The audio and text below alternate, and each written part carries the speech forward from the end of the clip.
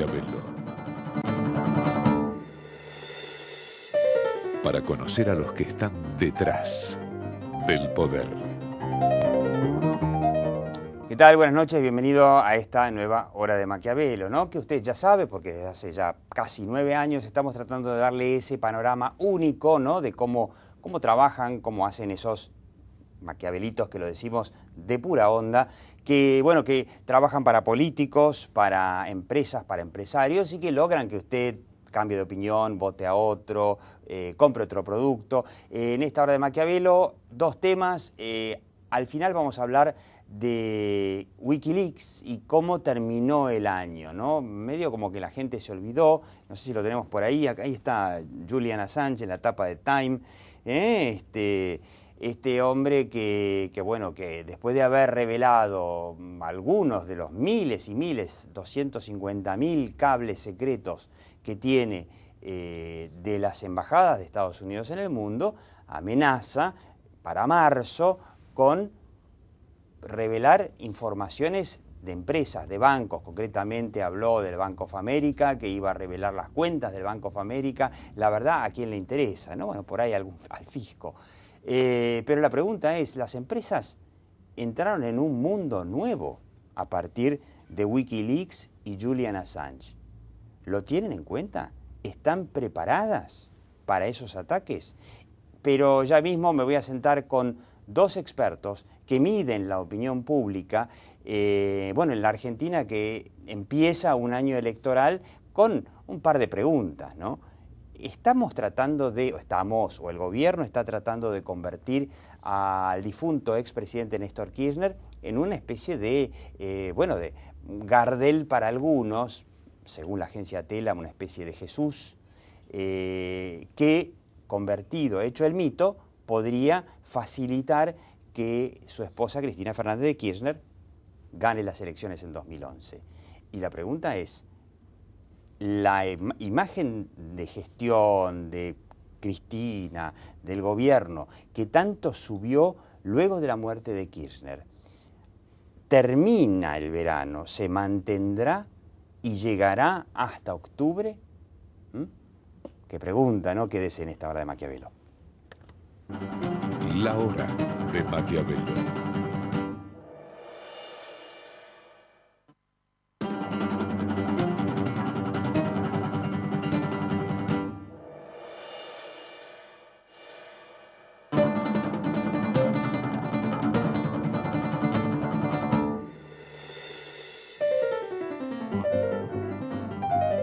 La Hora de Maquiavelo. Bueno, y le reitero la pregunta que habíamos hecho, ¿no? Por un lado, parecería que el gobierno está tratando de aprovechar la muerte de Néstor Kirchner para convertir al expresidente y hombre fuerte de la Argentina, que gobernó hasta la muerte, una especie de Gardel político, dicen algunos. La agencia Telam salió con algunas columnas de su presidente, de su nuevo presidente Martín García, por ejemplo, asimilando a Kirchner un poco con el niño Jesús. Es raro, pero podría estar funcionando o quizás no. Es la pregunta, y si esta mitificación de Kirchner, ergo el kirchnerismo, va a servir para mantener la excelente imagen con la que terminó Cristina Fernández de Kirchner el año. Con 2 expertos, lo tenemos a Juan Germano. Juan Germano es, si le suena el apellido, Germano viene de Carlos Germano, que es un encuestador, analista político muy reconocido, y Juan Germano es uno de los socios de la consultora Isonomía, que últimamente es una de las que más le ha pegado en las encuestas, sobre todo nada menos que en las elecciones del 2009, por ejemplo.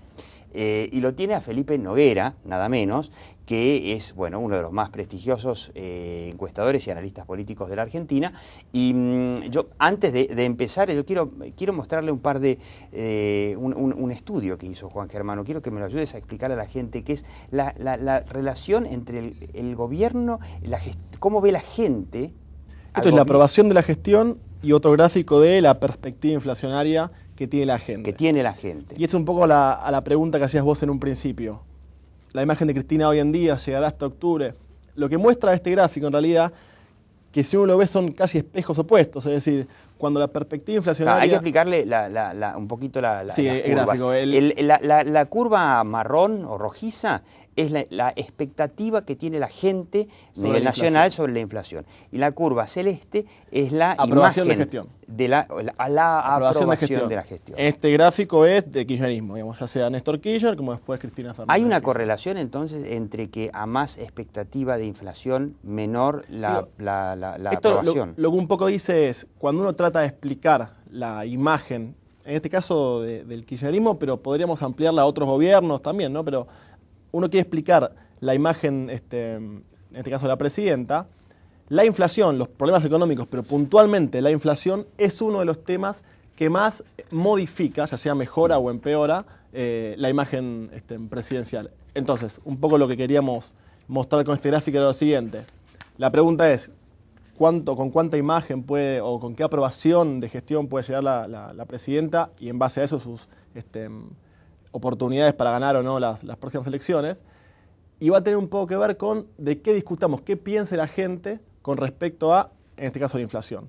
Si la perspectiva inflacionaria, si la perspectiva de problemas económicos es alta, se mantiene o creciendo o más alta, bueno, obviamente repercute negativamente en la imagen de la presidenta. Esta es un poco la idea del presente gráfico. En el próximo gráfico lo que cambia es que se habla de la perspectiva inflacionaria del promedio móvil. Claro, en realidad esto lo que hace es, para evitar los picos, digamos, es un poco más claro a la vista, pero es exactamente el mismo gráfico, ¿no? Cuanto más alta es la expectativa de inflación de la opinión pública, menor es la valoración del gobierno. Ahora, dicho esto, que además me parece muy racional, o sea que me parece que es una reacción de la gente bastante lógica. Si yo tengo una expectativa de que la inflación va a subir, yo, y me imagino que cualquiera en la clase media, y ni que hablar de la clase baja, va a decir, quiero otro gobierno que controle la inflación. Eso, me suena que la gente es más racional de lo que uno imagina.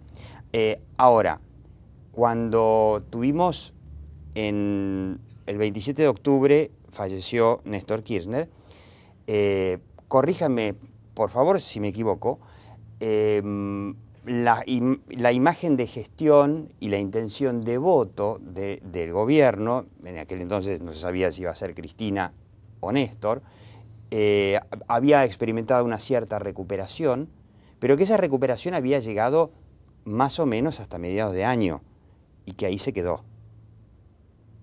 Cuando murió Néstor Kirchner, pegó un salto la imagen del gobierno, la imagen de la gestión del gobierno y la intención de voto.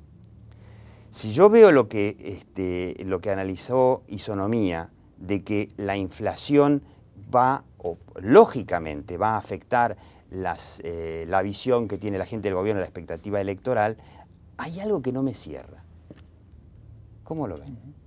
Mira, yo creo que obviamente acá estamos analizando esto, tratando de simplificarlo para poder verlo en un programa de televisión. La relación entre estas variables es un poco más compleja y desfasada, ¿no?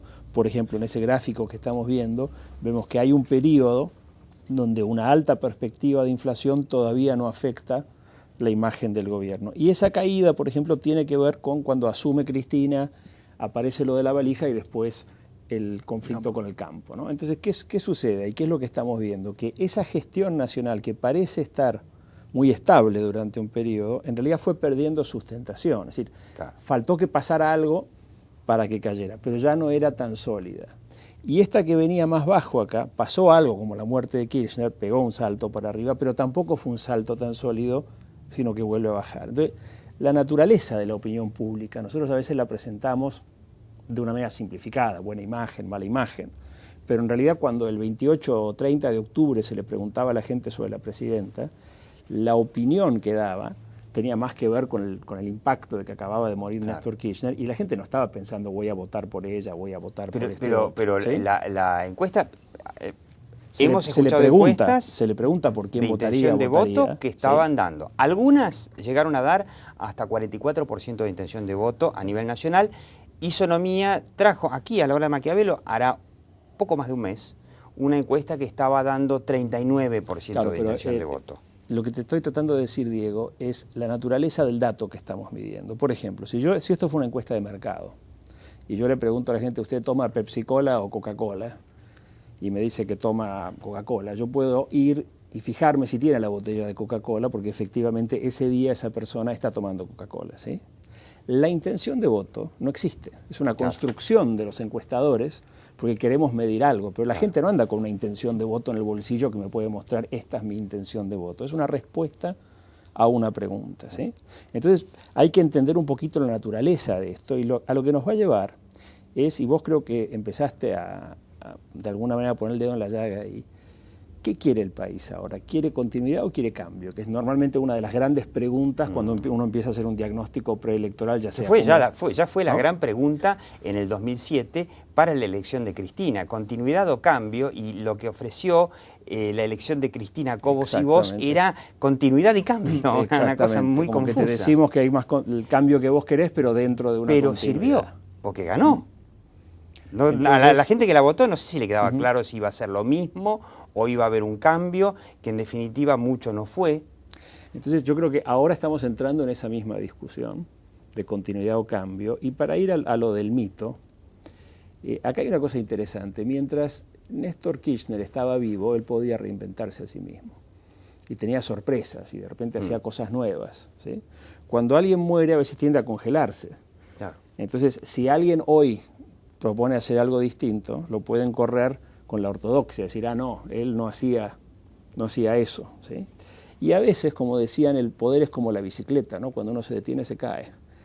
Digamos, para ejercer el poder hay que estar cambiando. Entonces el mito es un arma de doble filo, porque si yo elaboro este mito y genero una especie de ortodoxia de Néstor, detengo el proceso, ¿sí? O sea, puede tener un aspecto útil para sumar votos, ¿sí? Porque voy armando toda una mitología y un ritual y toda esta parte más litúrgica, si se quiere. ¿Servirá? ¿Sí? Pero esta construcción de un Néstor Kirchner superstar, Néstor Kirchner Gardel, digamos.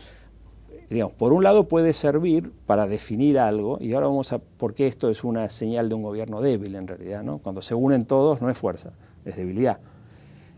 Pero por otro lado lo vuelve mucho menos flexible, o sea, si hay que abordar un problema nuevo, si hay que hacer un cambio en la política de seguridad o en la política contra la inflación, ¿sí? Por ejemplo, si alguien dice, miren, nuestro principal problema es la inflación, vamos a ser más ortodoxos, que se vaya Guillermo Moreno, que se vaya Mercedes Marcó del Pont, vamos a poner a alguien en el Banco Central que cuide el valor de la moneda. Además va a extenderse por ahí la sensación de que al final el Fondo Monetario, que vino a investigar la inflación, termina dando la receta para solucionar el problema, lo cual sería un sacrilegio desde el punto de vista religioso. Pero ¿por qué es un sacrilegio?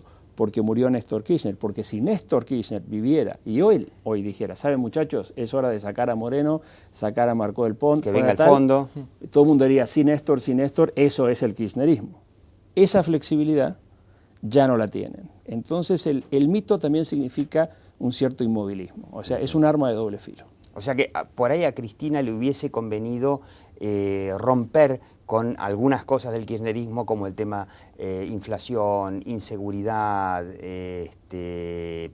con el tema institucional, ¿no? Que preocupa más a la clase media, le hubiese convenido más romper ella. Bueno, y ahora está como atada a la construcción del mito Néstor. Sí, ¿no? No sé si ya está atada, yo creo que tiene tiempo todavía, pero lo que uno podría decir es, más que tratar de alguna manera congelar un mito de Néstor, lo que ella necesita es generar un posicionamiento de Cristina. Ese posicionamiento de Cristina que sea funcional a su proyecto político, a sus posibilidades de reelección, si quiere reelegirse, ¿sí? Ese sería como el camino lógico. Y en todo caso, dentro de esa línea de pensamiento, cómo aporta eso el recuerdo de Néstor Kirchner, los logros de Néstor Kirchner, etc. Ahora, ese ordenamiento estratégicamente sirve. Ahora Juan Germano, de acuerdo a este análisis de que la opinión pública sí valora al gobierno cuando valora más o menos al gobierno de acuerdo a sus expectativas inflacionarias. No cabe duda que las expectativas inflacionarias van para arriba. ¿no? La gente, por más que, digamos, la gente que no ve o que no tiene acceso a periodismo independiente, es un tema interesante. Va a haber, cuando lleguen las elecciones, mucha gente en el conurbano que está recibiendo los decodificadores del gobierno, que tiene la televisión digital de alta definición del gobierno, donde no hay canales críticos. Entonces va a tener una sola voz. Pero esa gente también va al supermercado, tiene cuentas que pagar, etc. ¿Va a pesar la inflación, suponiendo que no va a haber ninguna corrección y por lo que se ve no la va a haber? ¿Va a pesar la inflación en octubre como para que le sirva a la oposición para ganar o no va a alcanzar para, digamos, para superar el mito Kirchner? A ver, con respecto a la inflación, obviamente no es la única variable que explica la imagen de un gobierno, eso es obvio. Pero ¿qué ocurre con la inflación? Ocurre algo que, por ejemplo, si uno le pregunta a la ciudadanía los principales problemas, ya sea personales e inclusive nacionales, inflación e inseguridad. Son los dos que siempre figuran primero. Pero ¿qué ocurre? La inseguridad tiene una particularidad, que cuando uno va y avanza sobre el tema y pregunta a la gente la atribución de responsabilidades de la misma, digamos, la atribución de responsabilidades se divide entre... Es más amplia. Es más amplia, porque hay una parte social, una parte de pobreza que también circula, hay culpabilidades nacionales, provinciales. Si uno va a determinados lugares, el intendente tiene la culpa. Claro. Es decir, ¿qué pasa? Con la inflación ocurre algo distinto. Claro. Con los problemas económicos y puntualmente con la inflación, el culpable, el que tiene la responsabilidad de solucionarlo, es el gobierno nacional, y por eso un poco explica el gráfico que estamos viendo. ¿Le va a servir al gobierno? Bueno, le sirve porque ya lo está haciendo, culpar de la inflación a los empresarios. Yo siempre digo, ¿no? Los empresarios en los 90, cuando había inflación cero, eran buenos. Ahora que hay inflación galopante, son todos malos, ¿no? A ver, independientemente de quién tenga la culpa cuando uno lo habla desde el nivel económico, cuando uno le pregunta a la gente, para la opinión pública, la responsabilidad es del gobierno nacional, digo, sí. Independientemente si sea cierto o no, fuera de análisis de eso. Para la gente, los empresarios no tienen demasiada... Eso lo tiene claro la gente. Inclusive, Diego, en el 2008, en el conflicto con el campo, uno de los argumentos que ensayó el gobierno fue decir, los cortes de ruta van a producir desabastecimiento y va a producir un alza del precio e inflación. No lo creyó nadie. No. O sea, esa estrategia ya no le funciona. Ya no funciona. Para terminar, en la oposición, bueno, hay algunos que dicen que la buena performance en las encuestas del gobierno tiene más que ver con una oposición que no existe, que se diluye. Ahora el radicalismo, que eran dos, era Alfonsín y Cobos, aparece un tercero, que es Sanz, no sé si la gente lo conoce, pero aparece un tercero, y está Lilita de Macri, no se sabe. Bueno, en la hora de Maquiavelo dijo su asesor Jaime Durán Barba que va a ser candidato a presidente, pero es como una nebulosa opositora, ¿no? ¿Cómo lo ven? ¿Es realmente la disgregación opositora la que le permite al gobierno subir?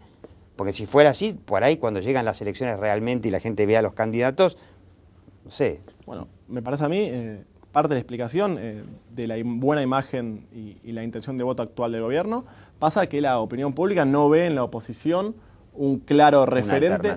Una alternativa, exactamente, que pueda garantizar la gobernabilidad, que pueda solucionar los problemas que tienen día a día. Eso no existe. En algún momento la oposición va a tender a ordenarse, pero han pasado ya meses y meses. Meses y meses, sí. Y aparecen más candidatos y no menos. Bueno, eso se me ocurre que en el fondo... Somos ricos en candidatos. Eso es en el fondo a lo que apuntaba la reforma electoral. O sea, llevar las internas abiertas hasta agosto, o sea, tener todo el año, o la mitad del año prácticamente, sin candidatos opositores, hasta el último momento. Ahora, el último momento llega, ¿no? Claro, pero ahí hay que hacer varias reflexiones, ¿no? La historia de las campañas electorales está poblada, así, muy nutrida de instancias donde se manipulan las leyes electorales buscando una cosa y le sale el tiro por la culata. ¿Sí? Así que cuidado con ese tipo de cosas. El adelantamiento de las elecciones de junio del año pasado, del año pasado, también se habían adelantado unos cuantos meses, como 3 o 4 meses, y tampoco trajeron. Y con respecto a lo que decías, yo creo que primero, la imagen del gobierno, la intención de voto del gobierno, de alguien que busca la reelección, no es tan buena. No nos engañemos, no es que tiene una excelente imagen y un gran porcentaje de intención. Bueno, pero para nuestra segunda vuelta cómoda, un 39% te estaría dejando... A lo que voy es que esa no es tan buena, lo que pasa es que la oposición no hay una gran competencia, ¿sí? Entonces, pero ¿qué sucede? Es más fácil que la oposición genere una alternativa competitiva más rápidamente. No sé si lo va a hacer o no, ¿sí? Pero desde el gobierno, que uno tiene la responsabilidad de gobernar, está manejando como un elefante. Es mucho más fácil generar ¿sí? una alternativa que resolver el tema de la inflación, que evidentemente el gobierno no le atina, que, bueno, para terminar, cortito, la corrupción, ¿no? Sanz dijo que, el precandidato radical dijo que quiere hacer una CONADEP de la corrupción. La corrupción, ¿a la gente le importa? En Argentina, digo.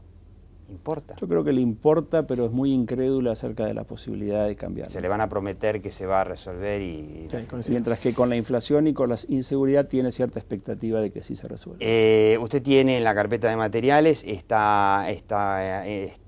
análisis de la vinculación entre la aceptación del gobierno y la inflación, y yo le digo a Juan Germano, a Felipe Noguera, muchas gracias, y en el próximo bloque, Wikileaks fue una cuestión de la relación de Estados Unidos con un montón de gobiernos, pero este Wikileaks y otros se vienen para el 2011 sobre las empresas.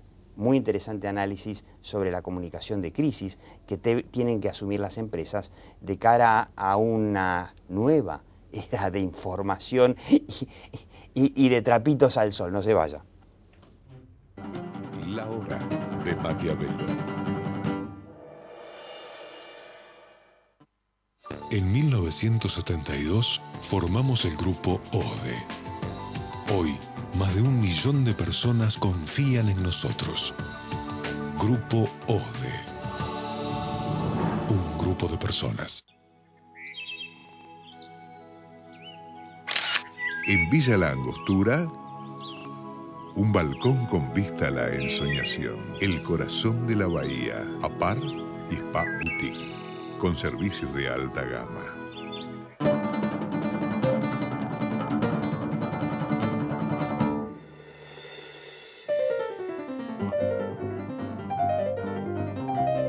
La hora de Maquiavelo. Bueno, y le decía, ¿no? Wikileaks fue hasta ahora un escandalete, digo escandalete porque la verdad que fue muy poca la información realmente importante, el resto eran trapitos al sol que afectaron la imagen de mucha gente y realmente al divino cohete, pero es como que es lo que se viene, y se viene ahora, por lo menos según la amenaza de Julian Assange, el fundador de este portal de filtraciones Wikileaks, se viene para las empresas. Concretamente dijo, en marzo voy a revelar información secreta del Bank of America, es hoy el banco más importante de Estados Unidos. Voy a revelar las cuentas, o sea, cientos de miles de tipos que tienen cuentas del Bank of America deben estar con una bronca negra, lo deben querer agarrar y acordarse de la mamá de don Assange, pero parece que se vienen muchos Wikileaks para las empresas, y esto no es nuevo y solamente desde la época de Julian Assange. Estamos con dos consultores de comunicación empresaria que escuchan en estos momentos las empresas, y mucho, que son Michael Ritter y Federico Reileno de la consultora New Link, que es una consultora de origen norteamericano. Y bueno, la pregunta, ¿no? ¿Se tienen que preparar las empresas para muchos nuevos Wikileaks? ¿O esto va a ser una cosa, lo del Bank of America, que quedará aislada ahí? Bank of America, antes se había dicho Citibank también. Yo creo que ahí hay una especie de campaña psicológica para con las empresas. Wikileaks es parte de este nuevo mundo que vino, se instaló y se va a quedar, que es el Internet y la transparencia total. Claro. Y yo creo que, a ver, yo primero le bajaría el nivel al famoso escandalete, porque en realidad, si uno lo piensa bien, la diplomacia norteamericana no quedó tan mal parada con estas filtraciones de los famosos 250.000 documentos. Son las fuentes de la diplomacia norteamericana las que quedaron mal, ¿no? Yo creo que en todo caso le sacó la careta de hipócrita a la diplomacia, claro. La desacartonó, pero en definitiva,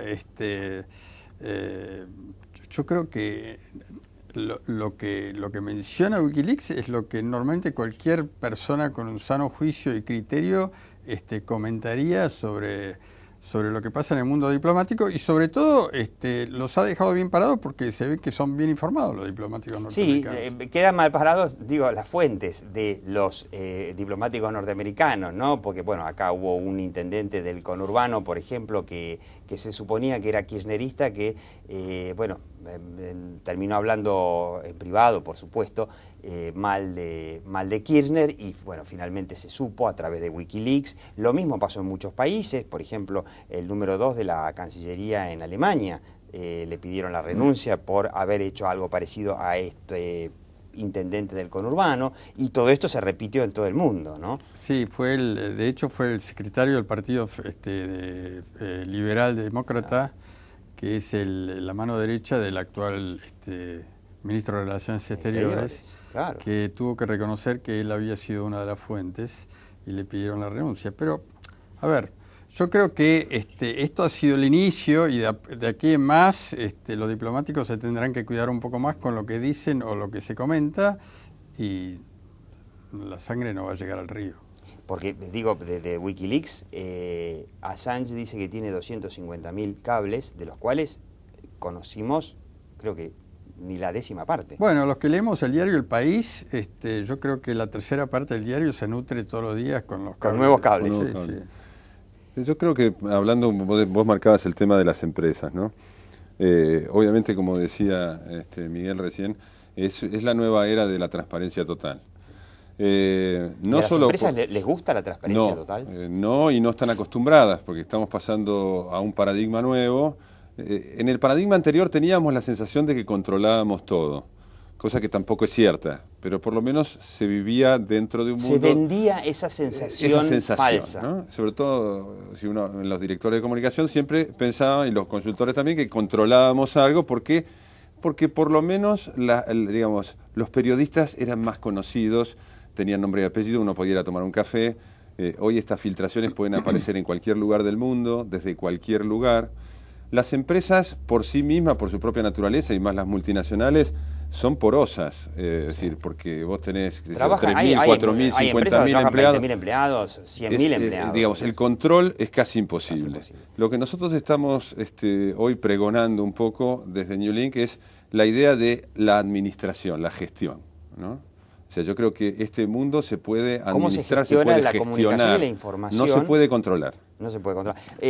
Usted sabe cómo funciona la Hora de Maquiavelo, ¿no? Usted tiene, a ver si aparece por ahí, en la web de lahorademaquiavelo.com.ar, tiene acceso a los dos reproductores. A la izquierda está este programa para repasar, y a la derecha este análisis que vamos a hacer con Michael Ritter y con Federico Rey Lennon sobre, el nuevo mundo post-Wikileaks en la comunicación empresaria. Esto significa riesgos, amenazas, pero bueno, hay que vivir con ellas y trabajar para que los daños sean los menores posibles. Y yo, mientras les agradezco a Michael Ritter y a Federico Rey Lennon, y los invito a quedarse, le digo a usted, mire, como siempre, ¿no? Como desde hace casi 9 años, la realidad está ahí. Algún día vendrá y se hará cargo de nosotros, pero aquí en la Hora de Maquiavelo, obviamente, ¿qué es lo que nos importa? La percepción. Así que, chao, hasta la próxima Hora de Maquiavelo, aquí por Metro los domingos a la medianoche, y después usted sigue viendo online la versión para internet. Chao.